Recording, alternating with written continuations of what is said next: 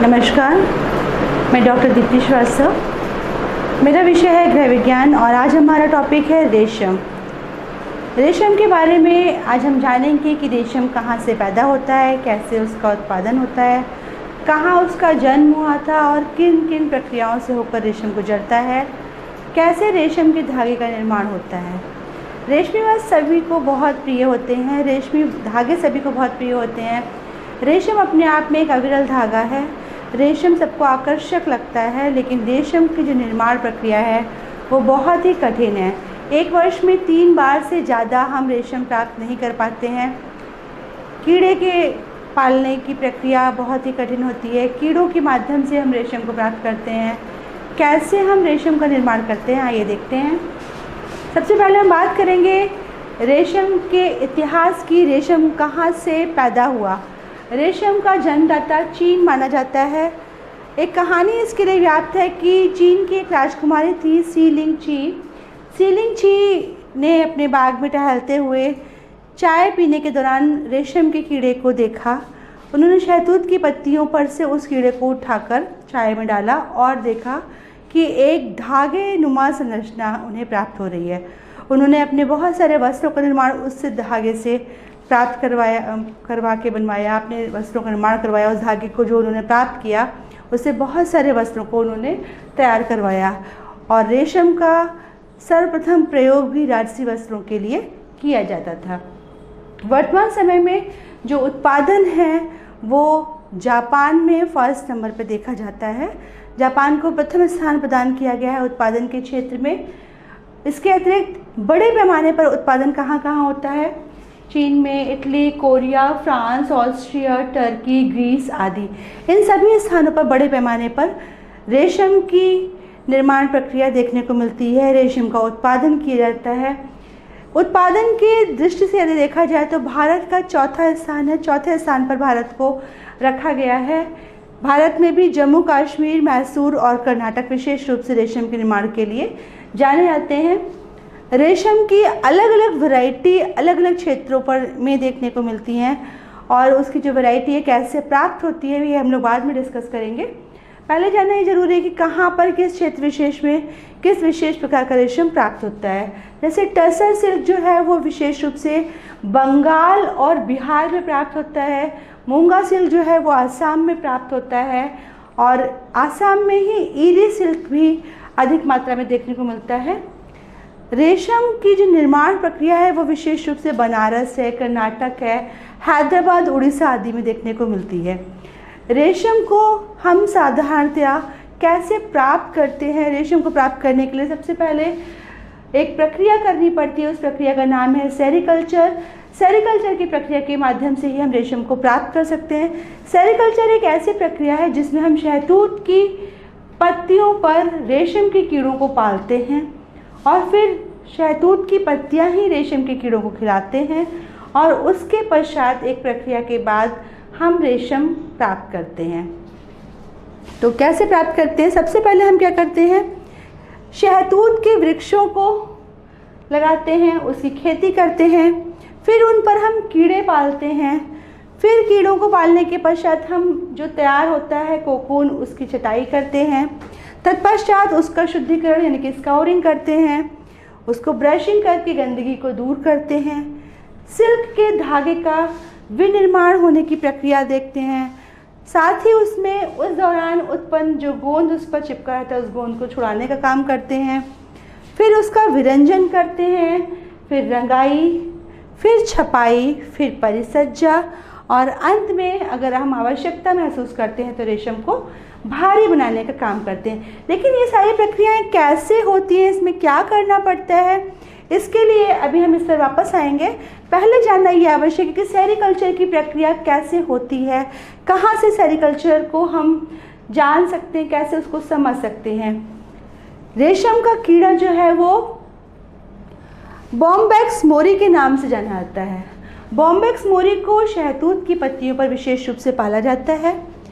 Bombyx mori जब शहतूत की पत्तियों पर पलता है और शहतूत की पत्तियों को खाता है, उसी पूरी प्रक्रिया के दौरान हम शहतूत की पत्तियों को और ज़्यादा खाद वगैरह डालकर अच्छा बनाते हैं और उनके वृक्षों की खेती करके उस पर जो कीड़े पल रहे होते हैं उनका आकार प्रकार देखते हैं। हम देखते हैं कि 2 माह के समय में वो लगभग 3.5 इंच लंबा कैटरपिलर बन जाता है। अब जो कैटरपिलर बनता है वो लगभग 4 अवस्थाओं से होकर गुजरता है। ये अवस्थाएं हैं अंडा, लार्वा, प्यूपा और कीड़ा। अंडा, लार्वा, प्यूपा और कीड़ा यानी कि मोट की जो स्थिति है, ये बनने में लगभग 2 माह का समय वो व्यतीत करता है। ये अलग अलग स्तर पर अलग अलग रूप में देखने को मिलता है।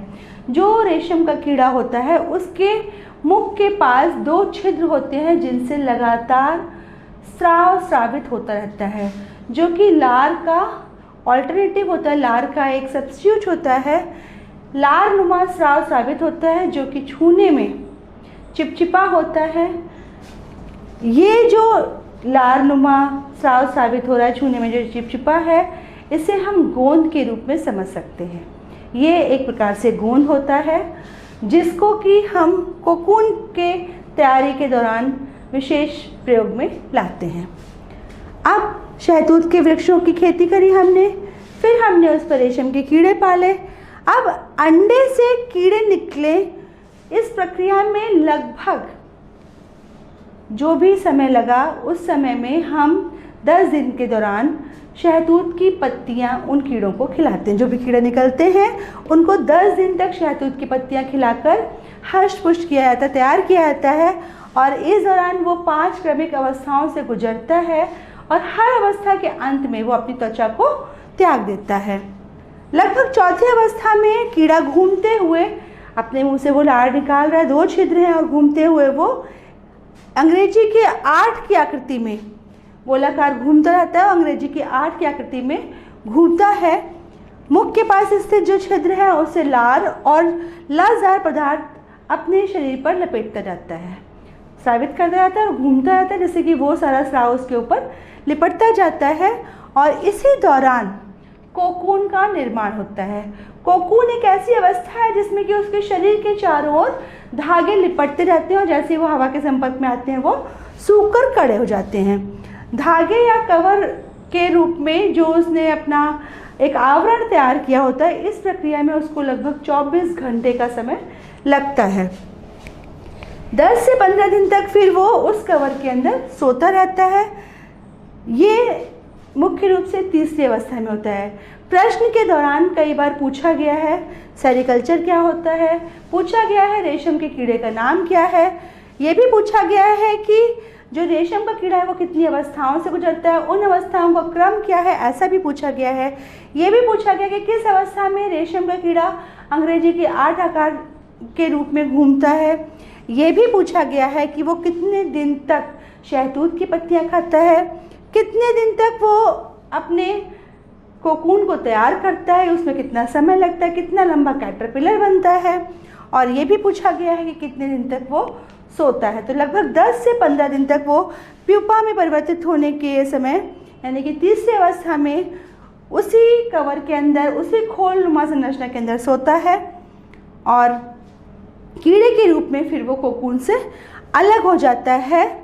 ये पूरी प्रक्रिया जो है लगभग 3 बार वर्ष में कीड़ों के द्वारा की जाती है, यानी कि एक कीड़े से वर्ष में 3 बार आप रेशम प्राप्त कर सकते हैं। अब हम बात करेंगे कि जो हमने खेती करी, खेती के दौरान हमने कैसे धागा तैयार किया और कैसे शहतूत की पत्तियों पर कीड़े को रखा गया, क्या हुआ, अब हम इसके बारे में सविस्तार से व्याख्या करेंगे। तो सबसे पहले हमने आपको बताया कि शहतूत की पत्तियां प्राप्त कराई जाती हैं उन कीड़ों को। तो कीड़ों को शहतूत की पत्तियां कहाँ से प्राप्त होंगी? कीड़ों को शहतूत की पत्तियां प्राप्त कराने के लिए हमें शहतूत के वृक्षों को पहले तैयार करना होता है, उनकी खेती करनी होती है। उनकी जो खेती हो जाती है उसके पश्चात उन पर हम कीड़ों को पालते हैं। उन कीड़ों के पलने के दौरान उनकी जो चारों अवस्थाएं हैं कोकून तैयार होने तक उसको उस पर रहने देते हैं। फिर हम कोकूनों की छटाई करते हैं। छटाई के पश्चात शुद्धिकरण करते हैं, जब हम कोकूनों की शुद्धिकरण करते हैं तो शुद्धिकरण के दौरान हम गर्म पानी में डालकर उसको हल्के हाथों से रब करते हैं और उसको ब्रश की सहायता से साफ करते हैं। इसी दौरान हम सिल्क के जो धागे हमें प्राप्त होते हैं, जो कि आपस में चिपके हुए होते हैं, उनको प्राप्त करते हैं और फिर धीरे धीरे उसी गर्म पानी में उस गोंद को छुड़ाते हैं। डीगमिंग का प्रोसेस कहलाता है ये। डीगमिंग के पश्चात हम उस पर विरंजन करते हैं। जो विरंजन की प्रक्रिया है, विरंजन के लिए क्योंकि रेशम की बात है तो अलग अलग प्रक्रिया में विरंजन भी अलग अलग सामग्री के माध्यम से की जाती है। कैसे विरंजन किया जाता है? विरंजन करने के लिए हमें हाइड्रोजन परऑक्साइड की आवश्यकता पड़ती है। हाइड्रोजन परऑक्साइड की सहायता से हम इसमें विरंजन की प्रक्रिया को संपन्न करते हैं। फिर हम इस पर रंगों को चढ़ाते हैं।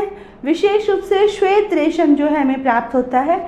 अब श्वेत रेशम जो हमारा कोकून है, जो हमारा पौधा है, खा के जो कीड़े बड़े हुए हैं, उस पौधे की वैरायटी पर निर्भर करता है। यदि हम शहतूत का पौधा नहीं प्राप्त कर पाते और हमें रेशम के कीड़े पालने हैं तो हम ओक के वृक्षों पर, बबूल के वृक्षों पर भी इनको पाल सकते हैं। लेकिन हमारा जो क्वालिटी ऑफ रेशम है वो उसी हिसाब से वैरी करेगा। वो थोड़ा येलोइश हो जाएगा और थोड़ा ब्राउनिश हो जाएगा। लेकिन प्योर वाइट रेशम जो है हमें प्राप्त होता है कब? जब हम शहतूत के पत्ते खिलाते हैं रेशम के कीड़ों को। अब हमें रंगाई की व्यवस्था करनी है। रंगाई के पश्चात अगर हमें आवश्यकता है तो हम उसको छपाई के लिए प्रयोग में लाएंगे। इसके बाद हम उस पर परिसज्जा देंगे और गोंद की सहायता से ही उसको हम भारी बनाएंगे। भारी बनाने के लिए विशेष रूप से हमें गोंद की सहायता लेनी पड़ती है। गोंद जो है वो वेटनिंग का काम करता है, जिससे हमारा सिल्क ट्रांसपेरेंट भी होता है और उसमें वजन भी आ जाता है। इसीलिए रेशमी वस्त्रों पर विशेष रूप से जो कलफ किया जाता है वो गोंद के द्वारा ही किया जाता है। आइए देखते हैं कि जो रेशम है वो कितने प्रकार का होता है।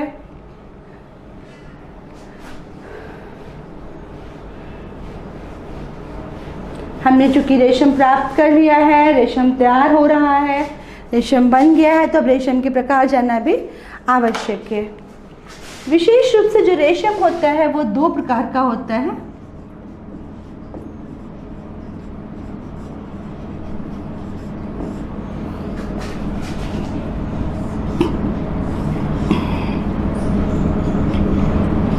रेशम के दो प्रकार जो है वो समानता देखने को मिलते हैं। एक होता है स्वनिर्मित रेशम, एक होता है उत्पादित रेशम। स्वनिर्मित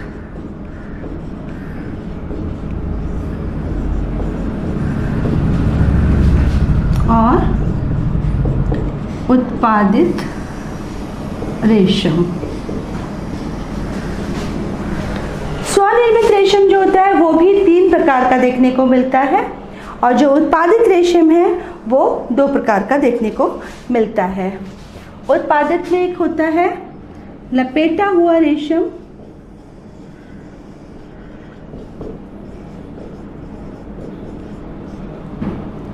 और दूसरा हमारा होता है कटा हुआ रेशम।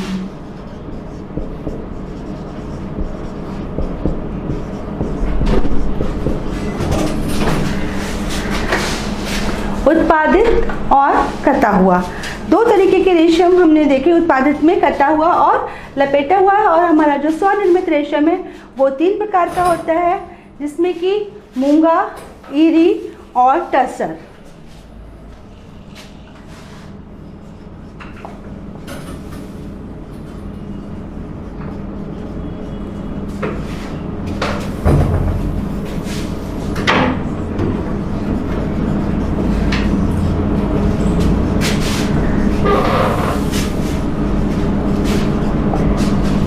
तो रेशम को हमने 2 प्रकार समझा, एक स्वनिर्मित और एक उत्पादित। जो उत्पादित रेशम है उसको हम तैयार करते हैं और जो स्वनिर्मित रेशम है वो हम शहतूत की पत्तियां खिलाकर रेशम के कीड़ों को पालकर प्राप्त करते हैं। और वो निर्भर करता है कि हमने कैसी पत्तियां कैसे कीड़े को खिलाई हैं। यदि हमने बबूल की पत्तियां खिलाई हैं तो रेशम का प्रकार बदल जाएगा।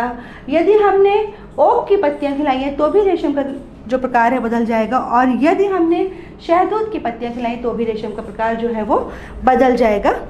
और उत्पादित रेशम जो है वो हम कटा हुआ और लपेटा हुआ इस प्रकार से समझ सकते हैं कि जो भी हमने उत्पादन किया है, यदि वो अविरल धागे के रूप में है तो हमें अच्छा रेशा प्राप्त होता है, और यदि वो टूटा टूटा बिखरा हुआ है, ठीक से प्राप्त नहीं हो पाया है, तो उसको हमें काट के कई छोटे रेशों को मिलाकर तैयार करना पड़ता है।